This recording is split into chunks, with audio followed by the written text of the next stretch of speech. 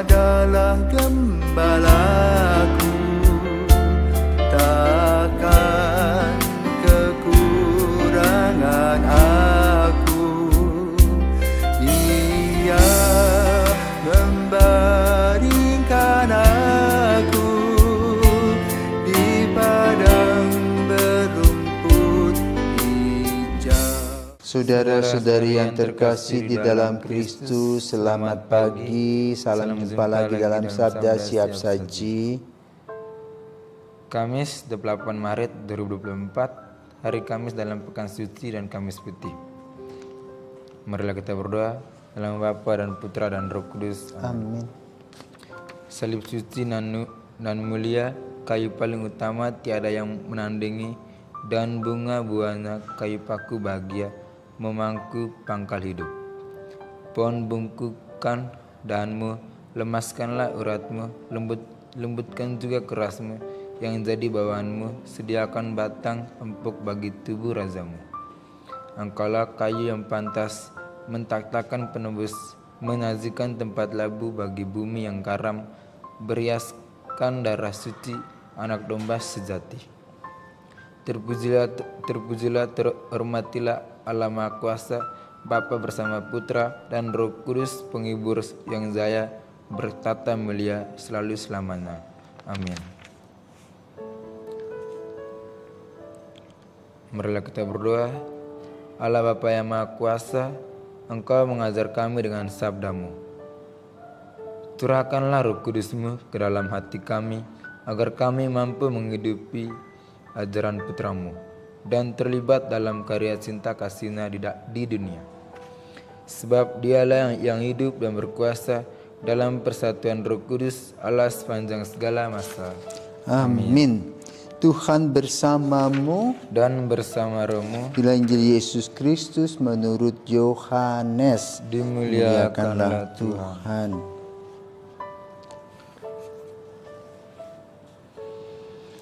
Sebelum hari raya Paskah mulai, Yesus sudah tahu bahwa saatnya sudah tiba untuk beralih dari dunia ini kepada Bapa. Sebagaimana Ia senantiasa mengasihi murid-murid-Nya, demikian sekarang Ia mengasihi mereka sampai saat terakhir. Ketika mereka sedang makan bersama, iblis membisikkan dalam hati Yudas Iskariot, anak Simon, rencana untuk mengkhianati Yesus. Yesus tahu bahwa Bapa telah menyerahkan segala sesuatu kepadanya dan bahwa Ia datang dari Allah dan akan kembali kepada Allah. Maka bangunlah Yesus dan menanggalkan jubahnya. Ia mengambil sehelai kain lenan dan mengikatnya pada pinggangnya. Kemudian Ia menuangkan air ke dalam sebuah basi dan mulai membasuh kaki murid-muridnya, lalu menyekanya dengan kain yang terikat pada pinggangnya itu.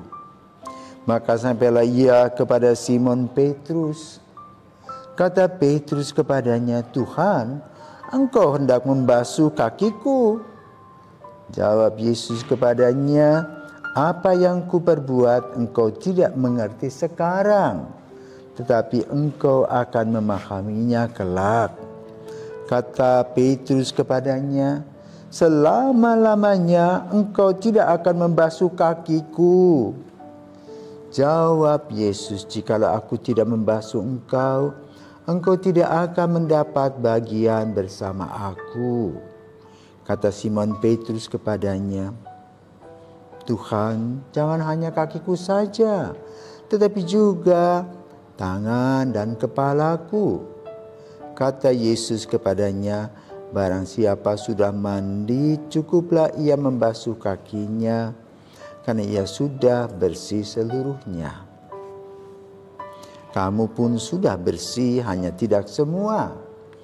Yesus tahu siapa yang akan menyerahkan Dia, karena itu Ia berkata, "Tidak semua kamu bersih."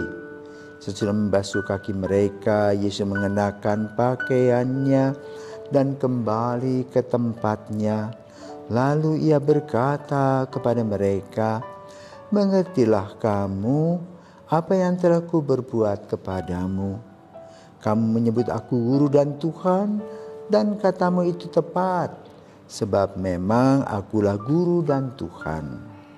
Nah, jikalau aku Tuhan dan gurumu membasuh kakimu, maka kamu pun wajib saling membasuh kaki.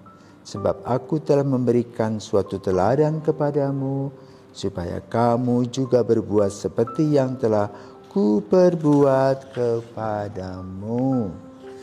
Demikianlah sabda Tuhan. Terpujilah Kristus. Bagi Romo, Bagi Romo saya ingin bertanya, kenapa kita merayakan Kamis Putih, Romo? baik, selamat pagi Anggil dan para pirsawan. Kita harus bersyukur kepada Yesus yang memberikan kepada kita kesempatan untuk melihat bagaimana karya keselamatan itu dibuat. Hari Kamis Putih secara liturgis kita merayakannya di seluruh dunia, di mana akan ada 1,7 miliar manusia Katolik plus yang Kristen juga. Ya.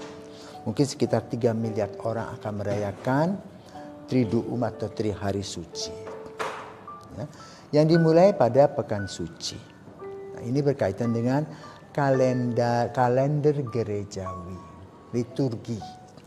Yang dimulai dengan Advent, ya, kemudian Natal, masa biasa, masuklah kita kepada masa Prapaskah. Dan di akhir masa Prapaskah itu mulailah kita merayakan Minggu Palma.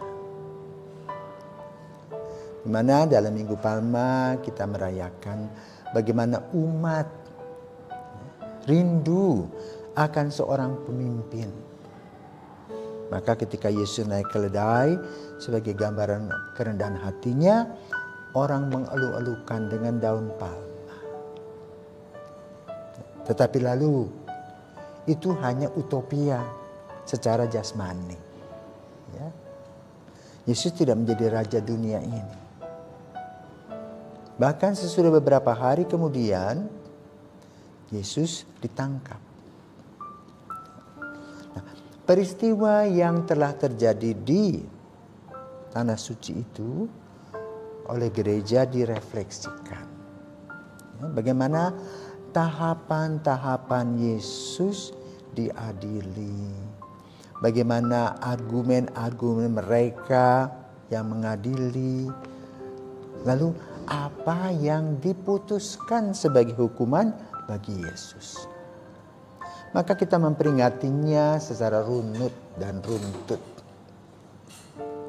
Setelah kita memasuki Minggu Palma, maka kemudian kita merayakan Kamis Putih. Nah, di dalam Kamis Putih itu ada 2 hal. Ya.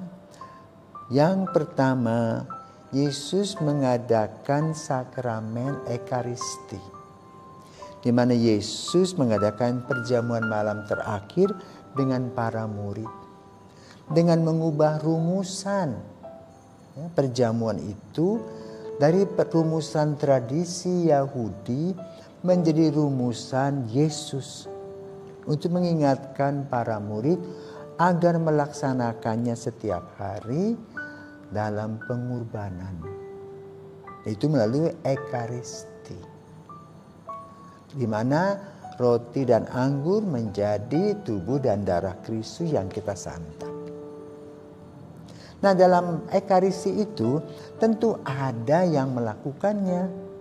Maka di Kamis Putih pun juga Yesus mengajak atau membuat satu sakramen yang disebut dengan sakramen imamat.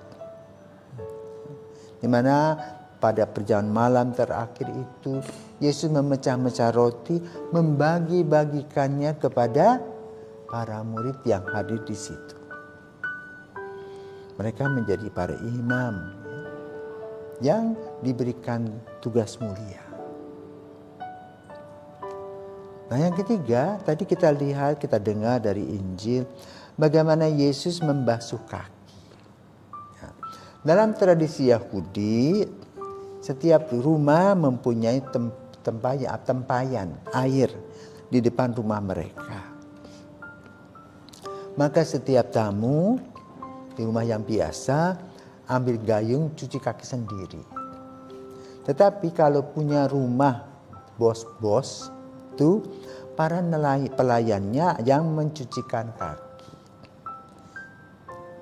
Nah, hari ini kita melihat bagaimana Yesus mencuci kaki para murid. Guru dan Tuhan mencuci kaki. Menggambarkan apa? Sama seperti dia menunggang keledai, kerendahan hati.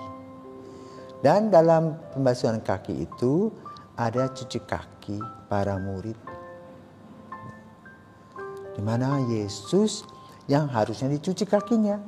Seperti yang dialami di Betania ya, seminggu sebelum Paskah terjadi, di mana Maria menyeka kaki Yesus dengan minyak wangi.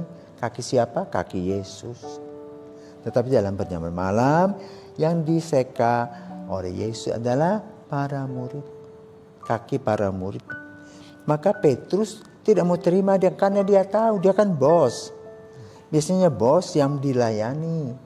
Sekarang bos besarnya itu mau melayani dia, maka dia menolaknya dengan sungguh.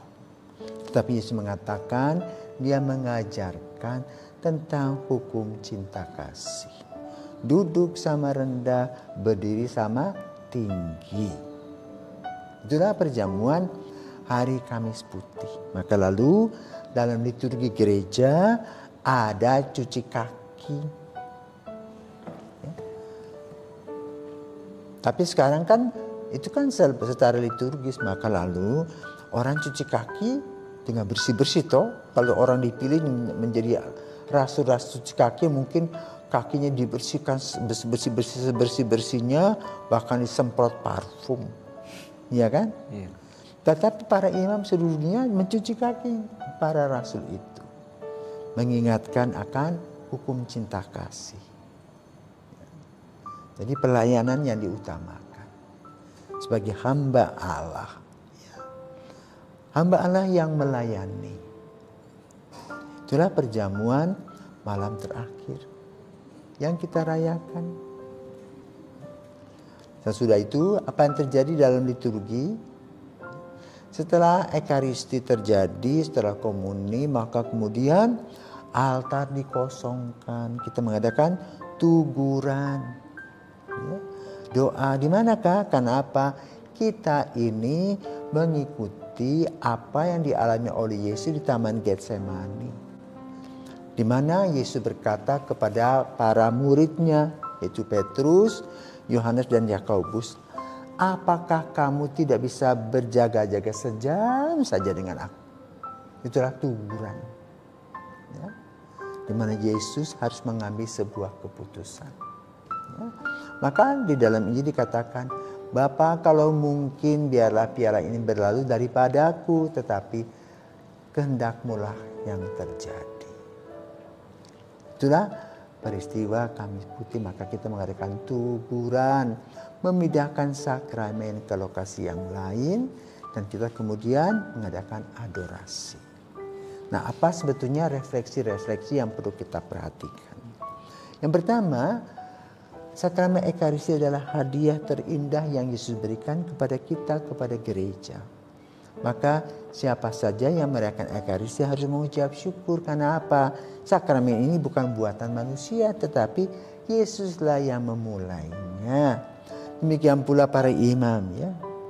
Para imam kan sebelum perjamuan malam itu kan mengadakan janji imamat kembali. Ya.